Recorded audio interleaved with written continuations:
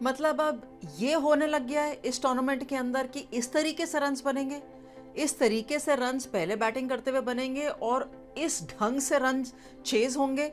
मतलब ये तो स्क्रिप्ट में ही नहीं था, ये तो पता ही नहीं था ना ये कैसे हो गया, कहाँ हो गया और कब शुरू हुआ, कैसे शुरू हुआ। लेकिन कुछ भी कहिए, मज़ा बहुत आ रहा है। एक और बार, एक और रात ऐसे देखने को मिली मैच में जिसमें ये नहीं पता था कि कौन सी टीम जीतेगी, कौन सी टीम हारेगी और किस स्तर तक बैटिंग का स्किल हमें देखने को मिल सकता है।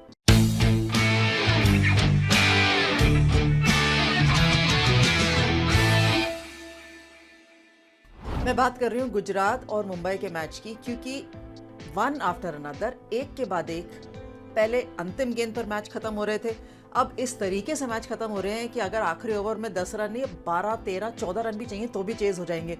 लेकिन वो 12, 13, 14 रन कुछ 90 या 110 का टारगेट नहीं है, 191 तक का टारगेट, 193 तक का टारगेट, ये रन चेज होने लग गए हैं। जब गुजरात के कप्तान मूनी ने कहा कि वो पहले रन्स बोर्ड पे डालेंगे तो सिर्फ ये था कि भाई पिछले मुकाबले में उन्होंने 140 रन की साझेदारी लगाई थी लॉरा वुल्फार्ड के साथ और रन अच्छे खासे बनाए थे, मैच भी जीते थे, तो उस टेम्पलेट को क्यों बदलते हैं, स्पेशली तब जब एक नई पिच है। उस पिच पे अभी तक मुकाबला हुआ नहीं था। पिच कैसी भी हो, रन्स तो बल्लेबाज को बनाने पड़ते हैं ना। बेथ मुनी तो अपने तरीके से रन्स बना ही रही थी, लेकिन सामने से इस बार लॉरा वुल्फार्ड नहीं थी, दयालन हेमलता थी। और दयालन हेमलता ने ऐसे शॉट्स मैंने तो कभी नहीं देखे। मुझे ये पता है कि वो बड़े शॉट्स लगा सकती हैं, लेकिन जिस तरीके के शॉट्स उन्होंने लगाए, कमाल, क्या बात है। बस ऐसी साझेदारी जो बार बार देखने को मिलती रहे और हम होप करते हैं। पहले 140 रन की साझेदारी थी जो मूनी और लॉरा वुल्फार्ड के बीच में थी, अब 121 रनों की साझेदारी लगाई, जिसमें अगर मैं ये कहूँ कि दयालन हेमलता थोड़ी डोमिनेंट पार्टनर थी तो गलत नहीं होगा। और वहाँ से लगा कि मुझे गुजरात के कम से कम नहीं तो 215, 220 रन होने चाहिए, जिस तरीके से स्कोरबोर्ड चल रहा था। और ये तब उस समय मैं कमेंट्री पे थी और मैंने ये तब भी कहा था कि अगर मूनी और हेमलता में से कोई भी आउट हो जाता है ना, तो भी ऐश गार्डनर है, ब्राइस है, ठीक ठाक बैटिंग ऑर्डर है, कुछ भी करते करते 7-8 रन की औसत से तो रन बनेंगे और 200 तक गुजरात पहुंचेगी, पर पहुंची नहीं। 190 पर उनकी पारी जो थी ना वो सिमट सी गई, रुक सी गई।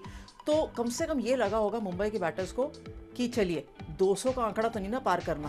गेंदबाजी मुंबई की ठीक ठाक थी, पिटाई तो देखिए, अब 190 रन पड़ेंगे तो पिटाई तो ठीक ठाक होएगी ही गेंदबाजों को। और ऐसा तो नहीं हो सकता कि बहुत बढ़िया गेंदबाजी हुई हो। गेंदबाजी ठीक थी लेकिन बल्लेबाजी बहुत बढ़िया थी। अब मैं आपको स्पोर्ट्स X9 न्यूज़ के बारे में बता देती हूँ। स्पोर्ट्स X9 न्यूज़ एक ऐसा प्लेटफॉर्म है जहाँ सिर्फ क्रिकेट ही नहीं, क्रिकेट के अलावा बाकी सारे स्पोर्ट्स की जानकारी भी आप पा सकते हैं।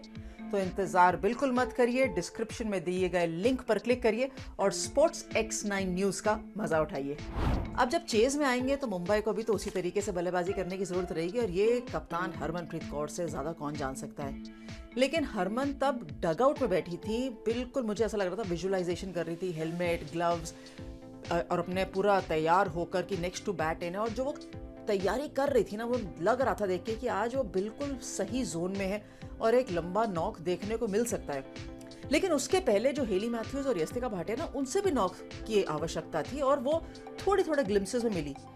यस्तिका ने एक और बहुत शानदार नॉक खेला, 49 रन पे आउट हो गई, कोई बात नहीं, लेकिन वो नॉक इम्पैक्टफुल था क्योंकि उन्होंने गेंदें वेस्ट नहीं करी थी। जो 50 रन की साझेदारी भी थी ना यस्तिका और हेली मैथ्यूज के बीच में, वो बहुत जल्दी बनी थी। इनफैक्ट उसी पेस पे बनी थी जिस पे गुजरात के रन्स बने थे, तो कम से कम वो रन रेट से पीछे नहीं थे। ये अच्छी चीज थी उस पूरे चेज में। हेली आउट हो गई, फिर नैट सिवर ब्रंट आउट हो गई, फिर यस्तिका आउट हो गई, और इनफैक्ट 50 रन की साझेदारी के बाद 57 पे 2 थे जब नैट सिवर ब्रंट आउट हुई, और फिर 93 पे इनफैक्ट 98 फॉर 3 थे। और फिर जो 93 रन्स की साझेदारी हुई, 93 रन्स की साझेदारी, वो शुरू हुई थी 13.3 ओवर्स पर जब विकेट गिरी थी, वो थी यस्तिका भाटिया। मतलब कुल 6.3 ओवरों के अंदर 93 रन बने हैं। जी हाँ, 93 रन। औसत आप खुद लगा सकते हैं क्योंकि उतनों की ही ज़रूरत थी जब यस्तिका भाटिया आउट हुई थी और ऐसा लगा था कि मुंबई से मैच निकल जाएगा। लेकिन तब हरमनप्रीत कौर अपने फॉर्म में आई, उन्होंने कहा रुकिए, मैं इस मुकाबले को जाने नहीं दूंगी। 10 चौके और 5 छक्के लगाए उन्होंने, और ये रुका नहीं सिलसिला, ये चलता रहा जब तक वो अंतिम रन बने नहीं। सामने एमिलिया कर खड़ी थी लेकिन उनकी ज़रूरत सिर्फ 12 रनों की थी, लेकिन ज़रूरत थी क्योंकि सामने साझेदारी एक बनाने की ज़रूरत थी।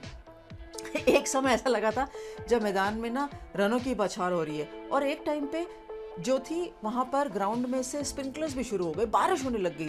स्प्रिंकलर्स थे क्योंकि ग्राउंड में पानी देने के लिए जो स्प्रिंकलर इस्तेमाल होते हैं वो शुरू हो गए। इसके चलते थोड़ा सा मैच में विघ्न आया। सुपर सॉपर आया, उसने पोछा पाछा, 2 ओवर बचे थे तब, और लगा कि कहीं ऐसा ना हो कि जो मोमेंटम मिला है बल्लेबाजों को वो चला जाए। लेकिन हरमनप्रीत कौर ने मोमेंटम जाने नहीं दिया भाई। 95 रनों की जो पारी खेली ना 48 गेंदों में, ओ हो, ऐसी नॉक मैंने देखा है खेलते हुए। लेकिन ये रिमाइंडर था मेरे लिए भी, हम सब के लिए जो ऑफ कोर्स हरमनप्रीत को जानते हैं या उनकी बैटिंग देखते हुए आए हैं या उनके फैंस हैं या उनके ऑपोजिशन टीम में है। ऐसी इनिंग्स एक उम्मीद थी कि वो कभी तो खेलेंगी, लेकिन चेस के वक्त मैंने पहली बार देखी है इस तरीके की इनिंग्स। ऑल इन ऑल ये मुकाबला इतना बढ़िया था, इतना मज़ेदार था। जो अंतिम ओवर तक 191-93 रन चेज हो रहे हो, 40 ओवर में जाके मैच खत्म हो रहा हो, एक गेंद पहले टीम जीत रही हो, तो आप ये लगा लीजिए कि कितना हाई स्कोरिंग अफेयर रहा होगा, कितना रोमांचक मुकाबला रहा होगा। भाई मुझे तो बहुत मज़ा आया, और एक के बाद एक हर रात एक नई जो है वो एक कंपटीशन लेकर आती है। ये टूर्नामेंट में ना बहुत कमाल हो रहा है।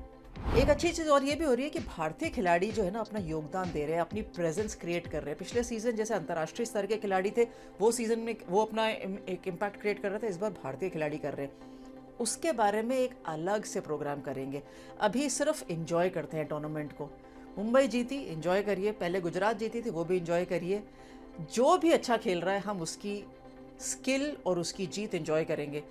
बहुत समय आएगा आप और हम जब बात करेंगे इस टूर्नामेंट के बारे में, लेकिन वो थोड़ा सा बाद में। अभी रोमांच इतना है कि पहले वो ही देख लेते हैं, बाकी चीज़ें बाद में बात कर लेंगे। लाइक कमेंट शेयर ज़रूर करिएगा, and thank you very much for watching different strokes.